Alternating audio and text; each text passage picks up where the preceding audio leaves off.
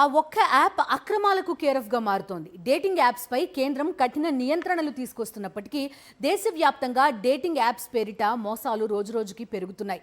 ఈ యాప్స్ బారిన పడి అమాయకులు మోసపోతున్నారు. పేరుకి ఇవి డేటింగ్ యాప్సే అయినప్పటికీ డ్రగ్స్ దందా నుంచి వ్యభిచారం వరకు అన్నీ ఈ యాప్స్లో కొనసాగుతున్నాయి. దీంతో ఇటువంటి యాప్స్పై ప్రత్యేక నిఘా పెట్టారు తెలంగాణ పోలీసులు. చేతిలోకి సెల్ ఫోన్ వచ్చిన తర్వాత ప్రపంచ స్వరూపమే మారిపోయింది. ఏ సమాచారం కావాలన్నా చిటికెలో దొరుకుతుంది. అదే సమయంలో మోసాల తీరు కూడా మారిపోయింది. ఇప్పటికే ఎన్నో రకాల ఆన్లైన్ మోసాలు జరుగుతున్నాయి. ఇది డేటింగ్ యాప్ పేరిట జరుగుతున్న మరో మోసం. హాయ్ అంటూ పరిచయం అవుతారు. అమ్మాయి ప్రొఫైల్తో కనిపించగానే అబ్బాయిలు కనెక్ట్ అవుతారు. ముందు వెనక ఆలోచించకుండా రిప్లై ఇస్తారు. అంతే, ఆ తర్వాత ఉన్నదంతా దోచేస్తారు. దీని పేరు హనీ ట్రాప్. ఇది డేటింగ్ యాప్లో నిత్యం జరిగే తంతు. అయితే అంతకు మించి అన్నట్టు ఇప్పుడు కొత్త రకం మోసం మొదలైంది. మగవాడికి మగవాడే వలపు వల విసురుతాడు. హోటల్కి రప్పించి నగ్నంగా వీడియోలు తీసి డబ్బు బంగారం దోచుకుంటారు. హైదరాబాద్లో ఈ తరహా మోసాలు ఇప్పుడు ఎక్కువయ్యాయి. ఎల్జీబీటీక్యూ అని చెప్పేసి ఒకటి ఇంట్రడ్యూస్ చేశారు. అంటే లెస్బియన్స్ కానీ, బైసెక్షువల్స్ కానీ, గేస్ కానీ, లేకపోతే ఈ క్యూర్ అని చెప్పేసి అంటే స్వలింగ సంపర్కం వాళ్ళు కానీ, ట్రాన్స్జెండర్స్ కానీ, వీళ్ళకి సంబంధించి అంటే డిఫరెంట్ కమ్యూనిటీస్ అనమాట. 5 డిఫరెంట్ కమ్యూనిటీకి సంబంధించి ఈ యాప్లో చాట్ చేసుకోవచ్చు, మాట్లాడుకోవచ్చు, కలుసుకోవచ్చు. అట్లాంటి వ్యవస్థ ఉంది. ఇది అంటే అట్లాంటి ఇది ఉపయోగం ఉంది దీంట్లో. సో దాన్ని ఏంటంటే ఈ మధ్య చాలామంది డబ్బులకి ఆశపడి దాన్ని మిస్యూజ్ చేయడం జరుగుతుంది. ఎల్జీబీటీక్యూ కమ్యూనిటీ కోసం ప్రత్యేకంగా కొన్ని యాప్స్ ఉన్నాయి. వీటి ద్వారా మోసాలకు తెరతీస్తున్నారు చాలా మంది. గే యాప్ ద్వారా పరిచయమైన యువకుడి చేతిలో మోసపోయిన ఓ వ్యక్తి హైదరాబాద్ మాదాపూర్ పోలీసుల్ని ఆశ్రయించాడు. ఇతడు ఓ డాక్టర్ కావడం విశేషం.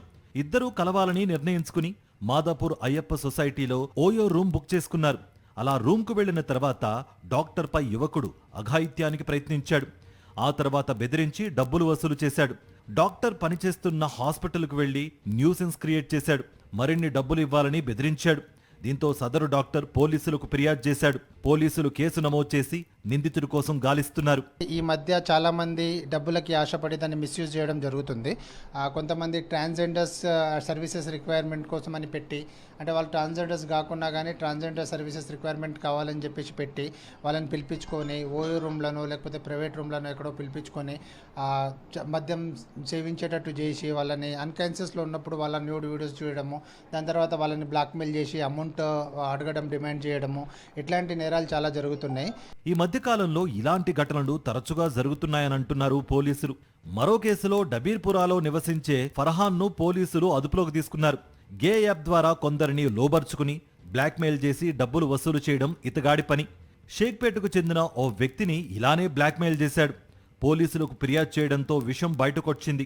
ఫర్హాన్ చాలా మందిని ఈ విధంగా చీట్ చేసినట్లు పోలీసులు గుర్తించారు. అయితే ఇలాంటి ఘటనలు 100 జరిగితే కేవలం 2 నుంచి 3 మాత్రమే పోలీస్ స్టేషన్ వరకు వస్తున్నాయట. చాలామంది పరువు పోతుందని భయపడి పోలీస్ స్టేషన్ వరకు రావడం లేదు. దీంతో దుండగులు రెచ్చిపోతున్నారు. డేటింగ్ పేరిట మోసాలు చేయడమే కాకుండా ఇప్పుడు సెక్స్ రాకెట్, డ్రగ్స్ దందాకు కూడా డేటింగ్ యాప్స్ను అడ్డాగా మార్చేసుకుంటున్నారు. ఓ డేటింగ్ యాప్ ద్వారా డ్రగ్స్ విక్రయిస్తున్న 2ని, మాదక ద్రవ్యాలు వినియోగిస్తున్న 7గురిని పోలీసులు అరెస్ట్ చేశారు.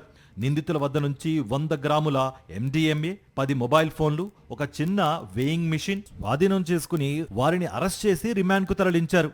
వీళ్ళంతా డేటింగ్ యాప్స్ ద్వారానే ఈ డ్రగ్స్ దందా సాగించినట్లు పోలీసులు గుర్తించారు.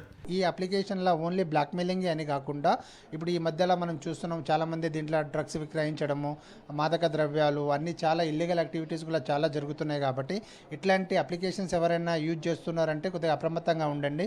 యూజ్ చేయకపోవడం బెటర్. ఎవరైనా యూజ్ చేసిన వాళ్ళు ఉంటే ఆ ప్రొఫైల్స్ అన్ని ప్రాపర్గా చెక్ చేసుకొని దాంట్లో ఇల్లీగల్ అంటే చాలామంది ఏం చేస్తున్నారంటే మెన్ ఉన్నా కానీ ఉమెన్ లాగా వీడియోస్ పెట్టి 1 మినిట్ వీడియో అని చెప్పేసి, అంటే ఫ్రీ ఉంటుంది. ఇది ఫ్రీ అప్లికేషన్. ఇది you can download from play store also. అది ఫ్రీ అప్లికేషన్ కాబట్టి చాలామంది దాన్ని విరివిరిగా యూజ్ చేయడం జరుగుతుంది. కానీ దాని జెన్యూనిటీ ఏంటిది, అసలు ఎంతవరకు అది జెన్యూన్ అనేది, పర్సన్ ఎంతవరకు జెన్యూన్, దాంట్లో ప్రొఫైల్ అనేది అప్డేట్ అవుతూ ఉంటుంది.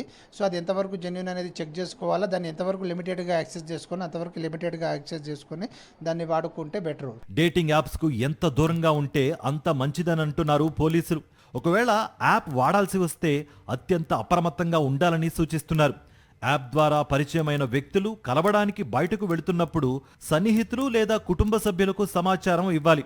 యాప్స్లో పరిచయమైన వాళ్లకు అడ్రస్ ఇవ్వడం, ఇంటికి పిలవడం లాంటివి అస్సలు చేయకూడదని హెచ్చరిస్తున్నారు. ఒకవేళ మోసపోతే వెంటనే 1930కి కాల్ చేయాలని లేదా నేరుగా సైబర్ క్రైమ్ పోలీసులను సంప్రదించాలని సూచిస్తున్నారు.